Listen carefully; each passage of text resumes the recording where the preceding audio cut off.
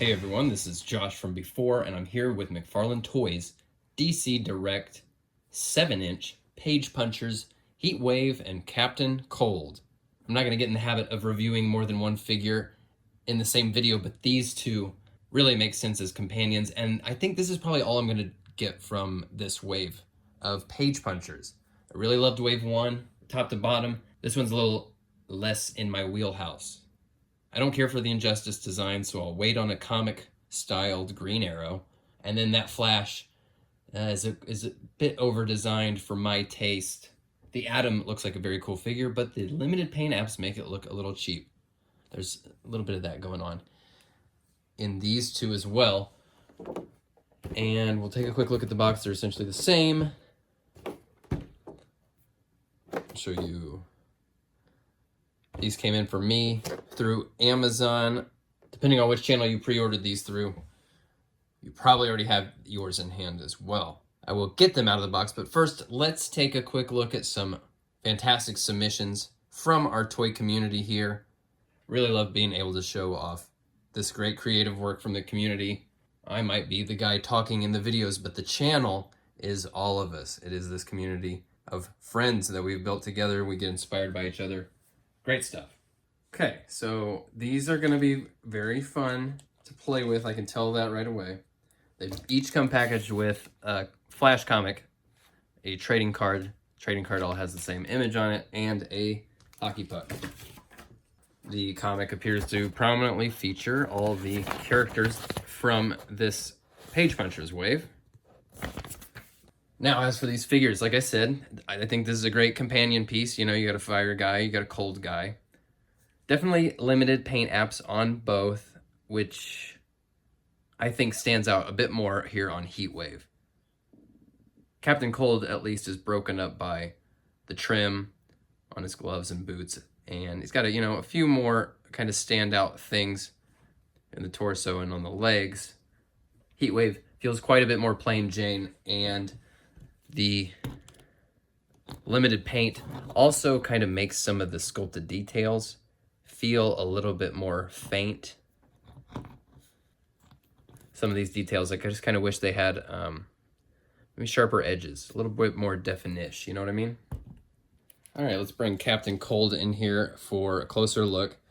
Continued excellence in the department of fabric textures, as we see here on this hood and scarf / cape thing that's kind of windswept.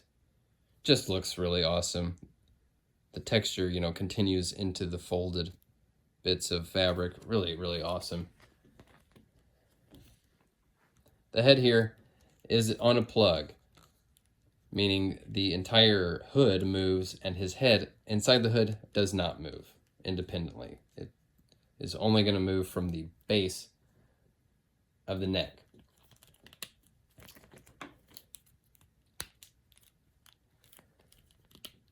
He gets a T at the elbows. This is really amazing. The little butterfly sort of washer bushing things here, they have that texture on them. So that doesn't break up the look of the sculpt. That is really, really cool. Bicep cuts that look great and work really well too. Those move really easily, and they look like all this bunched up sort of fabric here. The bicep, very awesome. Double elbows work really well. They're a little inhibited by the fur trim, but this is a great example of like when you just move that just from that lower point of articulation, and then when you move the entire thing. Be mindful of that when you're trying to get just the right kind of pose, right? Ball joint wrists, they're not sculpted, they're tucked up in there. The torso, I thought at first was going to be fairly constricted, but actually, watch this. You gotta look at it. That actually moves forward and holds. See that? It's not very significant amount forward. I'd like to see that increase, but it actually does hold when you move it there. This is an advancement, even though it seems like a minuscule one. It's great. The pelvis here is about as good as it gets. I wish every figure worked this well. It's got the leg rotation there up at the base of the hips. It's completely clear. That's fantastic. Double knees are also slightly inhibited by the fur trim of the boots. The boots also have just a regular ball joint. It's not sculpted. And the toe articulation is alive. Look at this. I, trying to move that toe articulation, I kind of wrecked that plastic. Look at that. See, and if I were to do it on the other foot, I would do it again. I would just make that, I'd wreck this. So don't move the toes. Don't do it.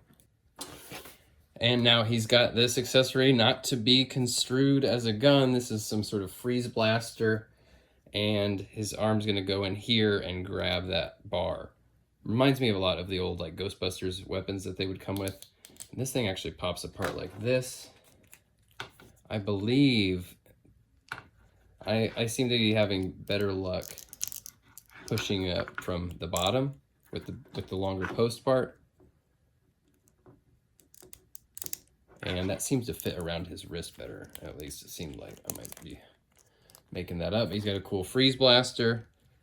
Super cool cold weather guy, you know, even with the sort of Inuit style snow goggles with just the kind of slits for eyes. Very, very rad. And now his counterpart here, Heatwave.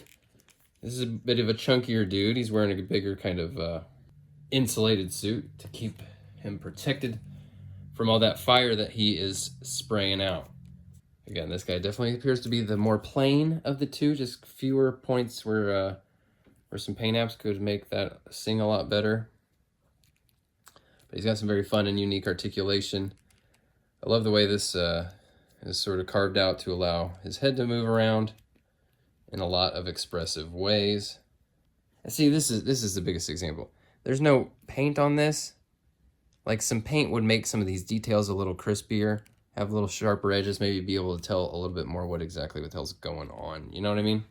Like this is obviously like a cool breathing mask that also could somewhat resemble maybe a grimacing face with teeth. But we don't get that because there's no paint to bring those details out. Heatwave also has this amazing texture printed into the butterfly spacer pieces here. It's just so fun. That's just so fun. And this guy clearly has an asymmetrical sculpt here.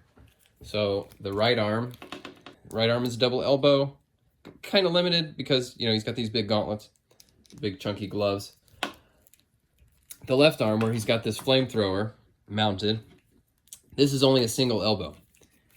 And while the instinct might be to say, oh, it's only a single elbow, that's worse than a double elbow. Well, you're not wrong, but when they apply these asymmetrical sort of tooling decisions that are suited to the specific silhouette and design of the character, it actually feels more fun to me to play with. You know, even though this arm doesn't have as much bending range, and it does also rotate though. Don't forget that. It rotates there at that single elbow. And this tube it bends with it. It just feels fun. It just feels like it's tailored. Feels like articulation tailored to the specific character. Wow. These arms just have so much really fun range to them. They work really well. I love these. He does have just single hinged wrists that rotate, but it's not a ball joint.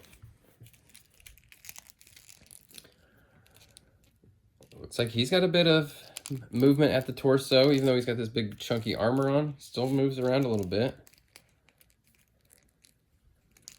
Very fun. And the legs still work great too. These are chunkier legs than Captain Cold's, and they don't rotate at the hips as much, but as far as getting up and out and around, a lot of range. Double knees, also kind of constricted just because he's a big, thick dude. Man, if they can get that texture onto the pins, that's going to be pretty great. I I got my sort of pet criticisms with McFarlane stuff. Pins are low on my priority list. I'm not complaining about pins right now. I want them to let's get the ab crunch, you know, more consistent and solid, and then we'll worry about pins, right? This stuff is, you know, the improvements, they are iterative, meaning they come slowly over time. These things have a very long sort of development period. Fairly limited there at the toes. All right. Okay, so we obviously have two Flash villains here from the Rogues. I'm not really making the space to have a little like Flash corner. I don't need these guys as Flash villains. I don't really need them as Batman villains either, because eventually we're gonna get Mr. Freeze and hopefully Firefly. My thought with these guys is you got, all right, a cold guy, fire guy. That's pretty generic, pretty boilerplate, elemental villain characters, right?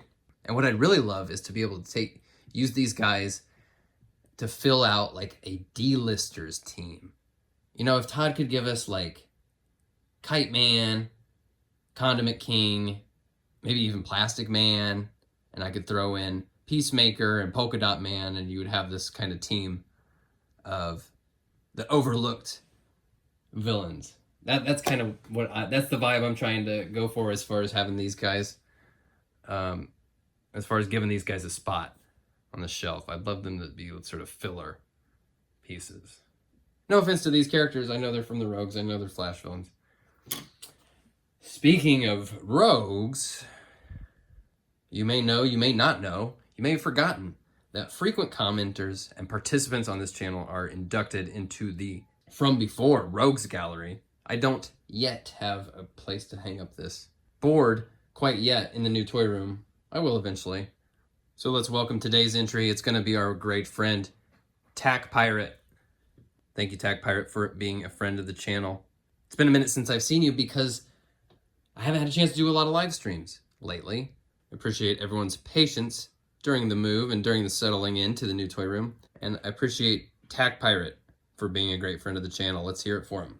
All right, so that's Captain Cold and Heatwave. If you're a Flash fan, these guys are obviously great pickups. But even if you're like me and you kind of just have a passing knowledge of who those characters are, it's a cold guy and a fire guy. You know what I mean? He's got a flamethrower arm. This guy's cold weather dude. These are solid. These are boilerplate super people, right? They're going to go well in a 7-inch comic toy collection. I really like these. We'll see if some of the other figures come down in price. You know, like maybe when the Atom goes on sale, maybe when Grodd goes on sale, I might pick those up. For now, I'm just kind of, I'm chilling. I'm waiting on, you know, some of those big Batman heavy hitters. All right, guys. I'll talk to you soon. I got some cool videos coming up. Until then, thanks for watching. Bye.